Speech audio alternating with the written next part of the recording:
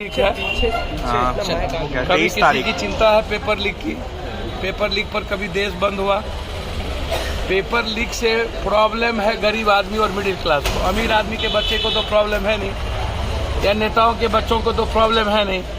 तो जब नेता और अमीर आदमी के बच्चों को पेपर लीक से प्रॉब्लम नहीं है, डॉक्टर नीट का अब 40 लाख रुपया दो, हम नीट निकलवा देते हैं। यूपीएससी कोई 32 सब्जेक्ट में एग्जामिनेशन में गुजरात में पेपर लीक हुआ, आज तक जांच हुई? अभी पुलिस का जो हिमाचल में जो गवर्नमेंट चेंज हुआ, पुलिस का ही पेपर लीक हुआ था। उत्तराखंड में आज से 11 दिन पहले पेपर लीक हुआ। मध्य प्रदेश में सबसे ज्यादा पेपर लीक हुए। रंजीत डॉन या कई डॉन आज कोई नई बात नहीं है।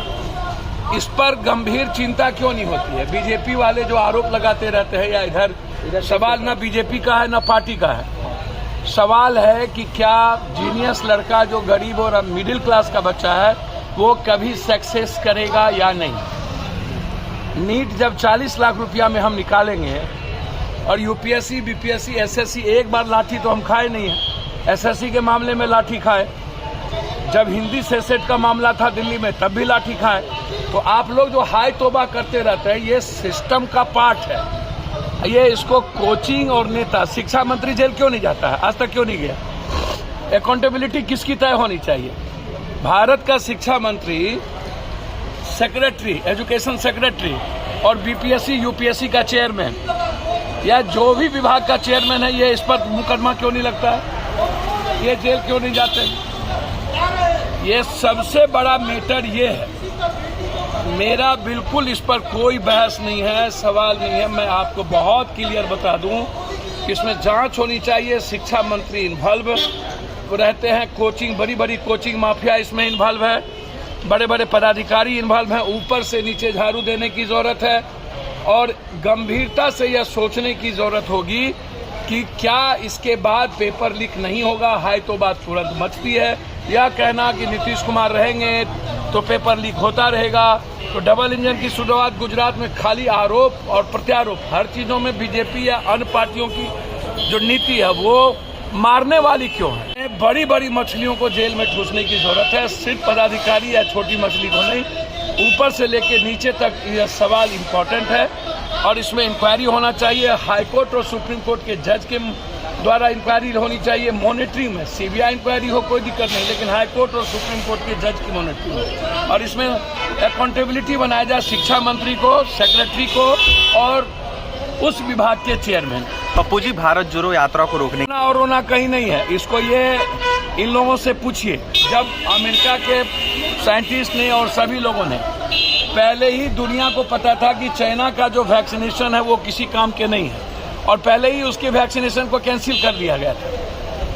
ये नेताओं को लूटने का, इन नेताओं के बाजार का, हम इनसे पूछते हैं यदि कोरोना है तो चाइना के प्लेन को अभी तक रोका क्यों नहीं? आयात को क्यों नहीं रोका? हम जो चाइना से व्यापार करते हैं सबसे पहले तो हमको उसको रोकना चाहिए।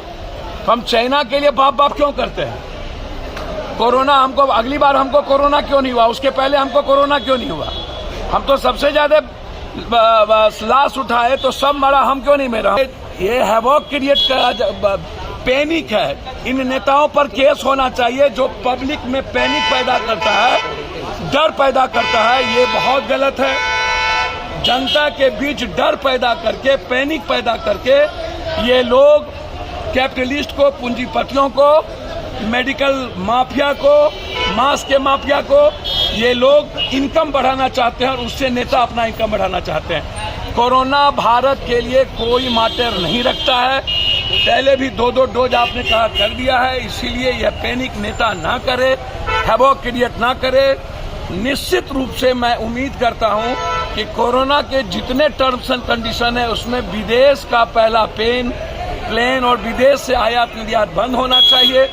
मेरा सवाल पॉलिटिकल नहीं है। राहुल गांधी जी का भारत जोड़ो यात्रा उन्होंने कह दिया, हम कम आदमी से करेंगे, लेकिन 3060 किलोमीटर हम चल चुके हैं, तो और 2000 चलेंगे।